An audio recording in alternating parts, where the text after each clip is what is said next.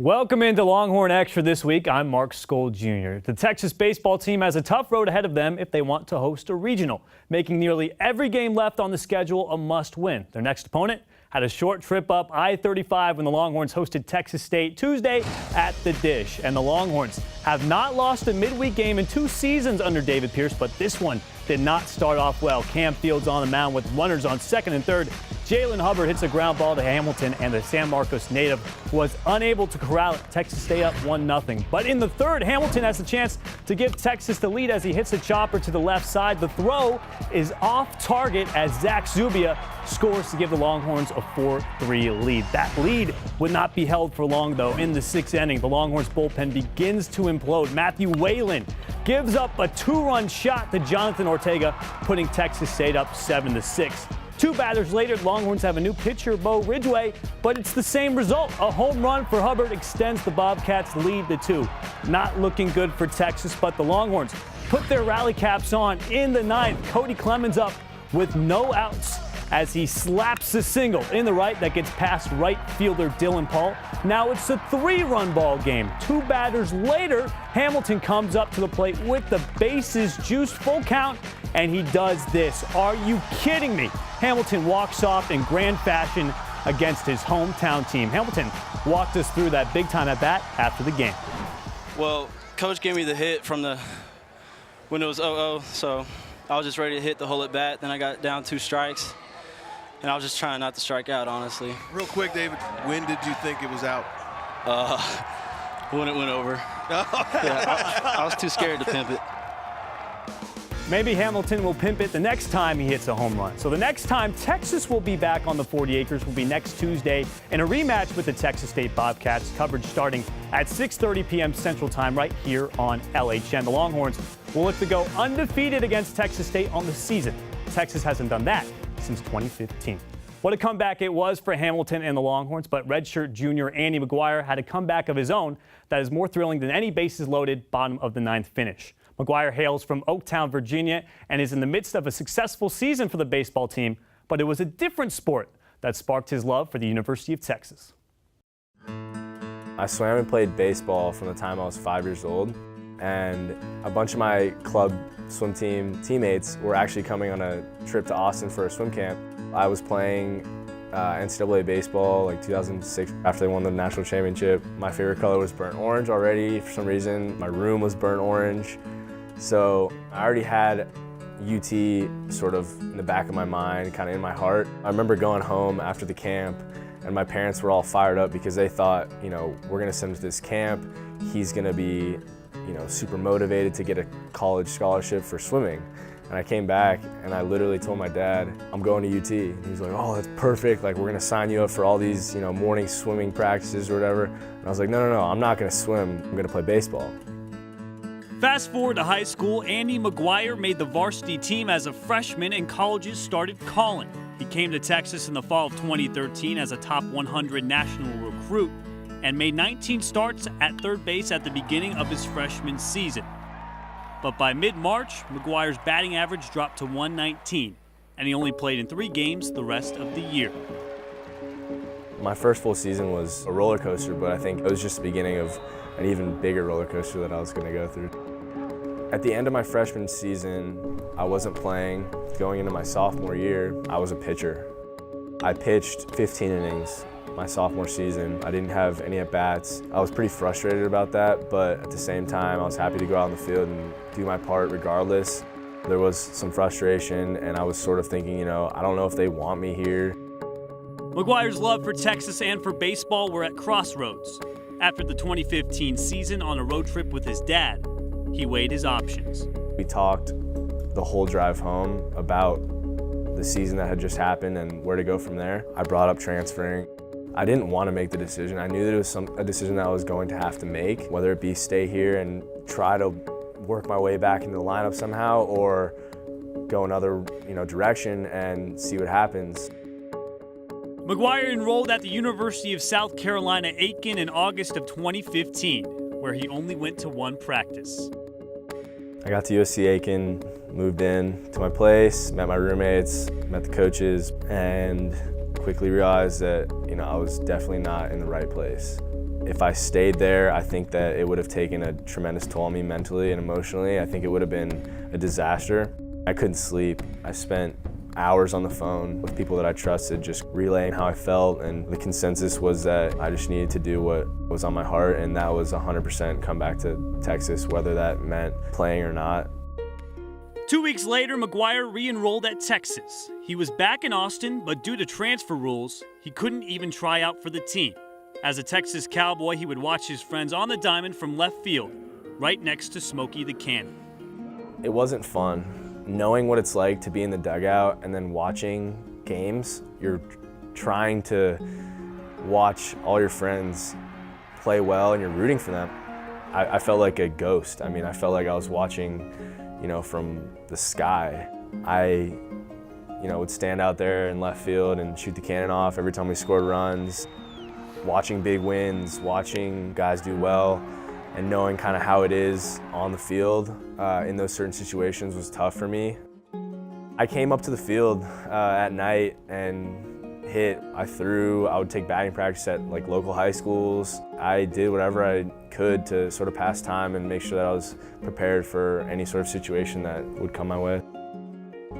Today is a great day as we introduce you to the 13th head coach of Texas Longhorn baseball, Coach David Pierce.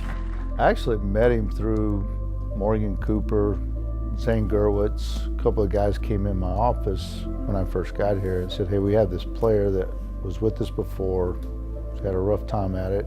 He wants to come back out and play. And at that time, I hardly knew them.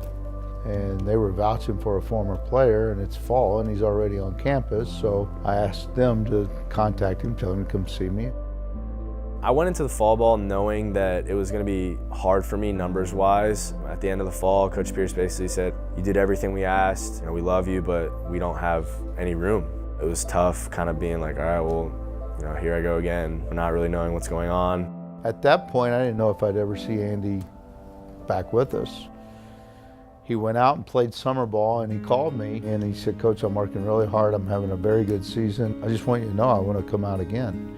So you're more than welcome. I basically went into this fall thinking I'm 100% the type of player that needs to be playing at the University of Texas. I'm going to play well enough to where they can't let me go. I remember just telling him, you made this team. Just received that great smile that he has. The 3-2. Swing and a miss. He struck him out. McGuire kicks and deals. The 1-2 pitch. Strike three called. Got him looking. Excellent pitch by McGuire. Here's the 1-0 to McGuire. Swings here and drives one out towards center to the deepest part of the park. And you can say goodnight to it. Andy McGuire has homered. You look at a young man like Andy that came to the place that he wanted to be at and failed and literally went somewhere else and still realized that this is the place he wants to be. For him to have the success after that just kind of states what a true Texas Longhorn baseball player is about. I hope that when people think about me, they truly do see an ambassador for the University of Texas baseball team. I take a lot of pride in being able to play for this school. It's bigger than me, and at the end of the day, I'm just glad to be here, so. What an incredible ride it has been for McGuire, and he's doing more than just taking up a roster spot. McGuire is now the go-to closer for David Pierce with a team-high 7 saves and has the third lowest ERA on the team at 2.45. Connor Williams has faced adversity his entire life. Coming up, we'll show you why his NFL draft experience was just a chance to overcome another obstacle. Our all-access look next.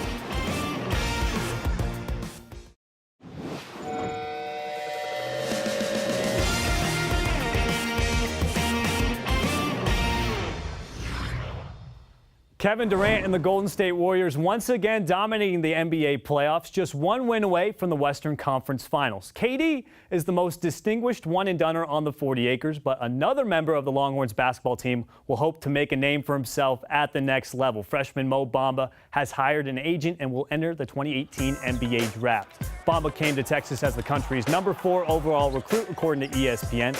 In his only season in Austin, Bamba averaged 12.9 points per game, along with 10.5 rebounds and 3.5 blocks. He led the conference in rebounds and blocks and also set the school record for blocks in a single season. Bamba is projected to be a top 5 overall pick.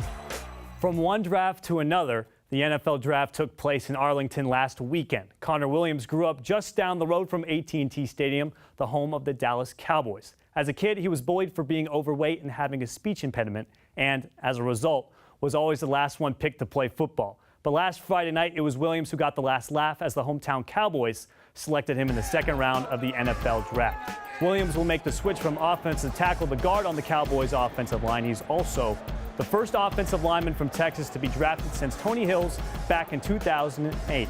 We go all access on a night Williams will always remember.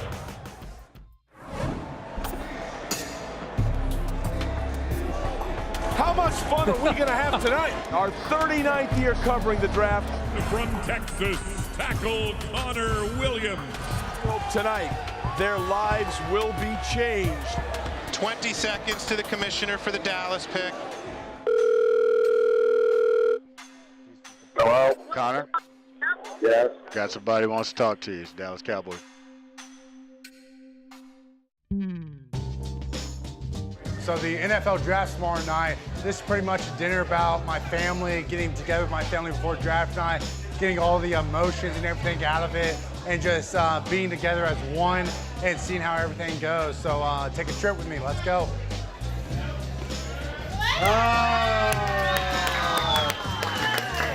Y'all have impacted me in many ways that are unimaginable, and the only reason I'm here is because of the foundation of the people that are at this table right now.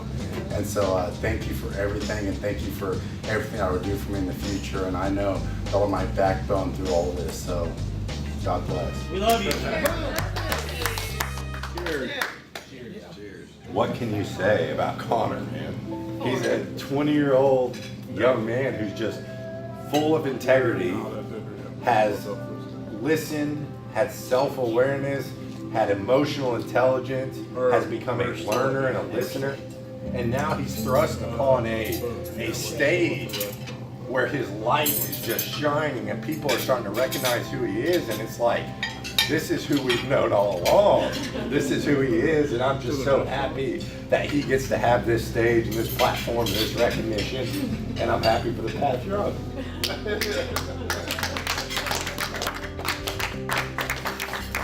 The world has something special in store for you. All of us do. Downstairs, went outside.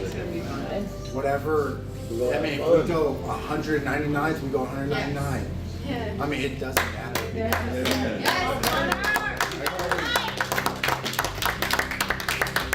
Because it's all about the ending. It's not about the beginning. Right. Tomorrow is the beginning of a new chapter. And this phone call, this tomorrow, I know all of us are going to be in tears, and I know all of us are going to be happy no matter where we go. Oh, that's awesome. This is a journey. Get ready. Draft day is finally here. A couple hours out, just getting ready. Draft's at 7, it's like 4 right now. Are you wondering what you need to do when you cross the stage? Yeah. Well, there's the handshake, and then, no, that's too proper. Then you can do this isn't like, you know. No, I think it's get your hand out of here, I'll freaking hug you. Rolex Day Just, diamond bezel, diamond face. Talk about what you're putting on? It's tight, I got big wrists. There you go. Awesome, appreciate you. Okay, thank you.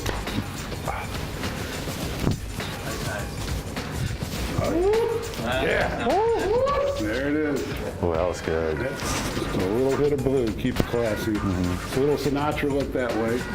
Just got done getting ready. It's been a process. 3 months of hard work, 3 months of meeting with teams, and at this point there's nothing else we can do, and so it's about kicking back and enjoying it with my family. I get to walk down the red carpet with my mom and dad, which I'm so stoked about. Welcome, football fans, to the 2018 NFL Draft, Texas style. This party is underway, people. Over 100,000 fans are here. It's going well, lots of interviews, lots of talking to people. Headed in to the draft room now. This is crazy, dude. It's cool. This is crazy. That jacket's perfect. I know, it works. Let's get it started. The Cleveland Browns are on the clock.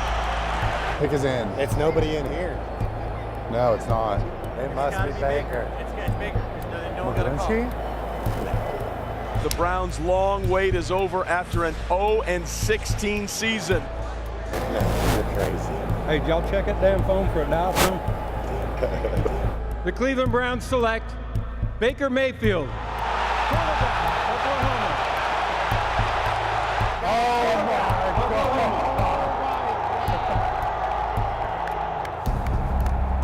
Really? Wow. Nobody saw that. With the 9th pick, offensive tackle Mike McGlinchey. The Oakland Raiders select offensive tackle Colton Miller. With the 20th pick, the Detroit Lions select center Frank Ragnow. We don't got to wait long, New England. We don't have to wait long. They have to have a tackle. They have to. I think the offensive line, obviously, that tackle spot. We're about to find out. The New England Patriots select Isaiah Wynn, tackle Georgia.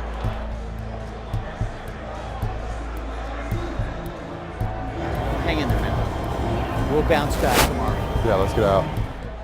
This is one of the most unpredictable nights.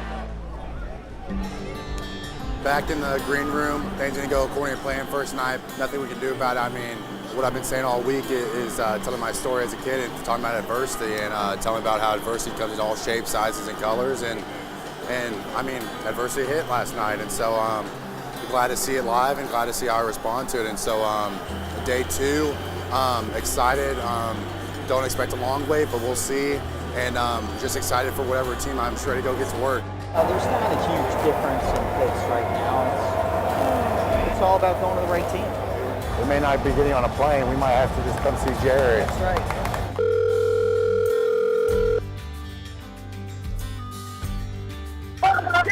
Hello, Connor? Yeah. Got somebody who wants to talk to you. Dallas Cowboys. Hold on.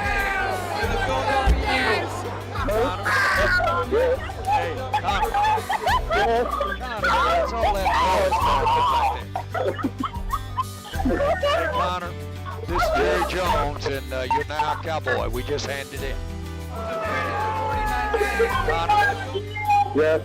Okay, this is Jerry Jones, and you're now a Cowboy. We just handed you in. Congratulations.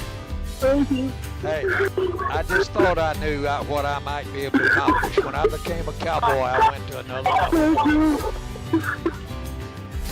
With the 50th pick in the 2018 NFL Draft, the Dallas Cowboys select, and I'm going to let Liam read his name.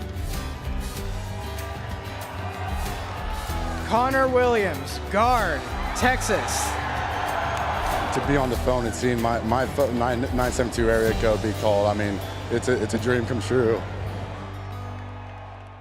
Overall, the Longhorns had 4 players drafted, double the amount taken in the previous 2 drafts combined. Linebacker Malik Jefferson went in the 3rd round to the Bengals, while the Seahawks traded up to select punter Michael Dixon. And safety Deshaun Elliott heard his name called by the Ravens in the 6th round. 7 other Texas players also have a chance to make an NFL roster after signing contracts as undrafted free agents, including cornerback Holton Hill and wide receiver Armani Foreman, who are both headed to the Vikings. Defensive tackle Poona Ford and safety Jason Hall, Seattle-bound to play for former USC coach Pete Carroll. Carroll now has 6 former Longhorns on his team, including Earl Thomas and Tyrone Swoops. That's it for this week's edition of Longhorn Extra. Till next time, I'm Mark Skol Jr. Good night.